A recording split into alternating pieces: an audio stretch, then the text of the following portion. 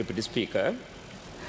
අද දින මේ පොදු ව්‍යාපාර පිළිබඳ කාරක සභාව තුළ මතුවෙන කරුණු පිළිබඳව කඩිනම් නීතිමය ක්‍රියාමාර්ග ගැනීම නීතිපතිවරයා යොමු කිරීමට හැකිවන පරිදි නීතිමය සංශෝධනය කඩිනම් කළ යුතුයි තමයි මේ යෝජනාව තිබෙන්නේ. With all due respect to the member of parliament who brought this motion, I wish to say that the motion doesn't say which law has to be amended.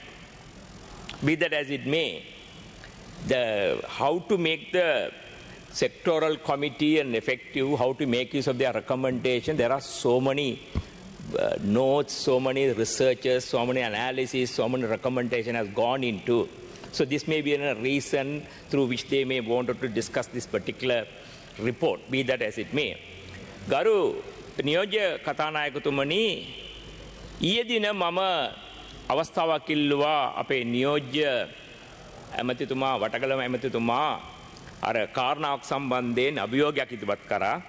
ඒ අභියෝගයට පිළිතුරු දෙන්න උත්සාහ කරනකොට මට කිව්වා මේ එහෙම ඔබතුමා මට අවශ්‍ය නම් වෙලාවක් අරගෙන කරන්න කියලා. දැන් ප්‍රශ්නේ තියෙන්නේ මේ පාර්ලිමේන්තුවේ විපක්ෂ සිටින മന്ത്രിවරුන්ට හැම අවස්ථාවක් ලබා ගන්න ඉන්න වෙනවා. ඊළඟ අවස්ථාව උන්ට කතා කරන්න ලැබෙන අවස්ථාවක් මිසක් ඒ අවස්ථාව ලැබෙන්නේ නැහැ.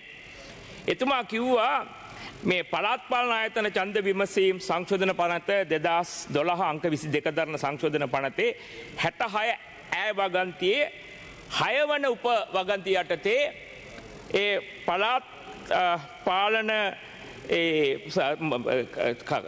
මේ නගරාධිපති පත් කිරීම සම්බන්ධයෙන් එතන ඉන්න ඒ ප්‍රොසයිඩිං ඔෆිසර්ට අභිමතානුසාරයෙන් බලයක් තිබෙනවා කියලා මේක මේ විවෘත ඡන්දයක්ද එහෙමත් නැත්නම් රහස් ඡන්දයක්ද කියලා තීරණය කරන්න.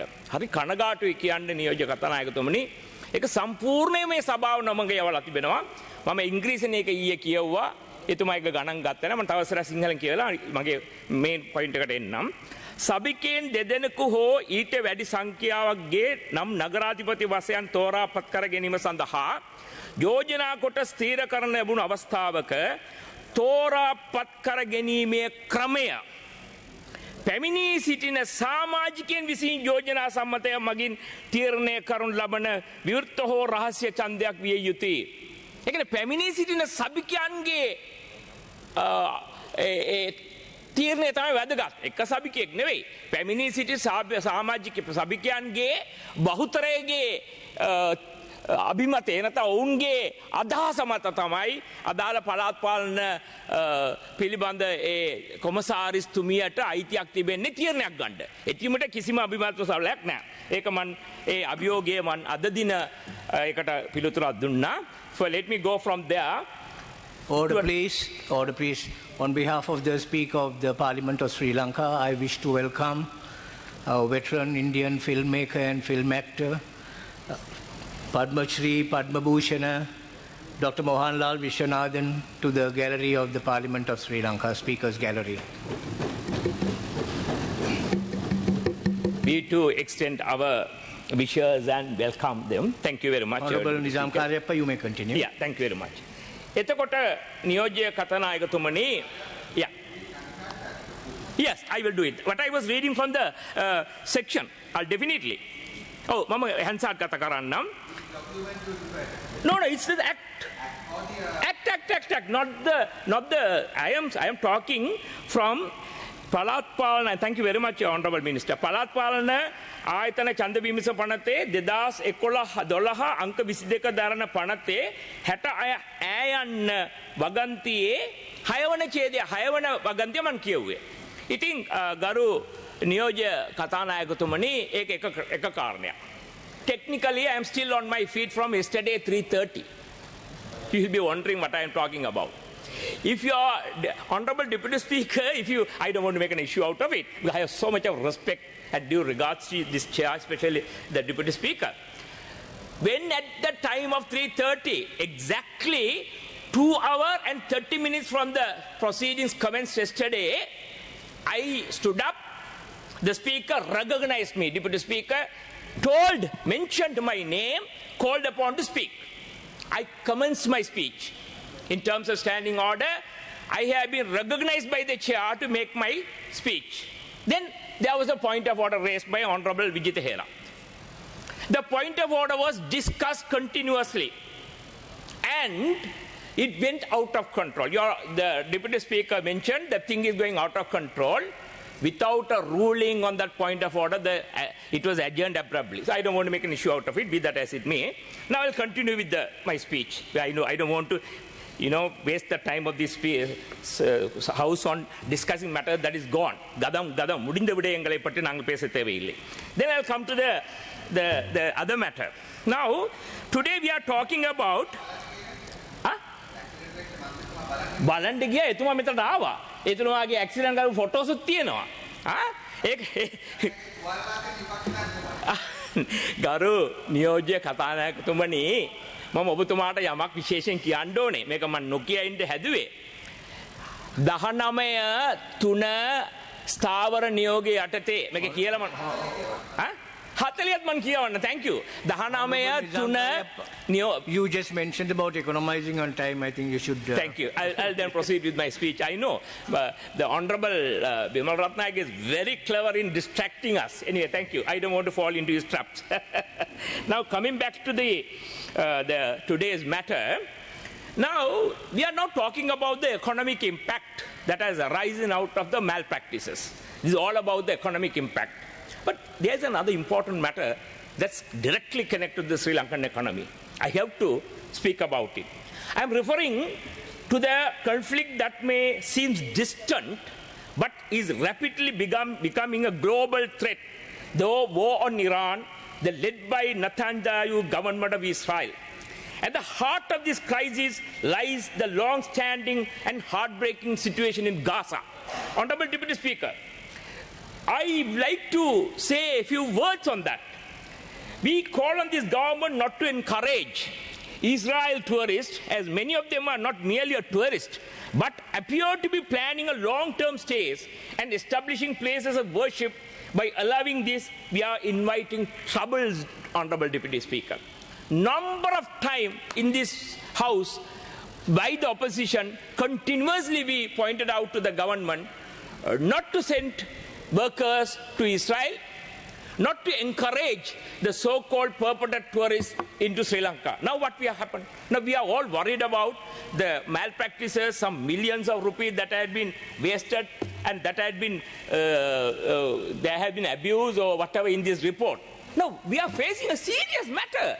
We are in the verge of a world war coming closer to us. We must also recognize that Israel's unending attack on Gaza, its illegal settlements, and its refusal to follow international rules have caused and worsened this crisis. Nothing else. The United States is the other culprit. By giving Israel full support, politically and militarily, has allowed Israel to act without any fear or consequences. This shows a clear double standard in how international law is applied. Honorable Deputy Speaker, this imbalance in global justice is what has made Gaza an issue now concerns the entire world. Failing to protect Palestine's right has not only created more violence and extremism, but now risks the causing of a larger war, one that could affect all of us, leave alone that we keep on talking about these motions and these, whatever the Gawayan Genwala Kenapu me million gone anyway. Now, our foreign ministry must show leadership, which they lack. Leave alone the leadership. They are trying to use unethical, wrong, standing order, point of order to block us talking. Me Gaza එකේ ඉන්න ජනතාවට මේ ඊශ්‍රායලත් එක්ක රණ්ඩු කරනවට වැඩිය ලොකු රණ්ඩුවක් අපිට සිද්ධ කරන්න වෙනවා ගාසා වෙනුවෙන් කතා කරන්න විරුද්ධ පක්ෂය වෙනුවෙන්. That's the predicament that we are in. Now, our foreign it must be speak for the fair two-state solution, which he never talks about. Demand an immediate ceasefire, he doesn't talk about it. Call for a full humanitarian access, he doesn't talk about it. And support the real peace talks and include all voices. No, nothing is concerned. He's only worried that there are some migrant workers have been sent, around 20,000, and try to move it away from the war. So what I am trying to say, the Honorable Deputy Speaker, now, at the time of such a serious conflict. Now it's true, now we have got more from 11:30 till 5:30 we have time for an adjournment debate on a so-called this report, which could have been definitely discussed at the Committee on Public Enterprises. And not only that, Deputy Speaker, there is a mechanism existent available for the report to be submitted to the authorities, be that be the CID, be that be the CID, be that be the Attorney General, for them to take legal action. I was wondering what the legislative amendment the government Honorable is seeking. Nizam Karyappa, you have 1 more minute. 1 more minute. So what is the legislative amendment they are talking? Let us talk the more important, the eminent economical challenges that we are going to face very soon, about the fuel prices, about our tourism, and about having the Israelis here, and the fear that the war might come to Sri Lanka. How are we going to ensure and stop the war does not come to this region? Those are the matters that we will now talk about. And I was sad to say the government is fighting shy to face that debate. Government is scared to talk about it. Government is using absolutely false point of order to block us from talking. And it is so much so, and I'll finally say, the Honorable Deputy Speaker, if you look at the clips, video clips, you are not given a ruling on the standing order that was placed against me. I am supposed to be still on feet, and the Deputy Speaker has not made any ruling and abruptly adjourned. And let me say, this should be the first and the last. The Secretary General's table should not get involved, telling the Deputy Speaker to adjourn. That's none of their business. Thank you very much, Speaker. Honorable Susantha Navaratna, you have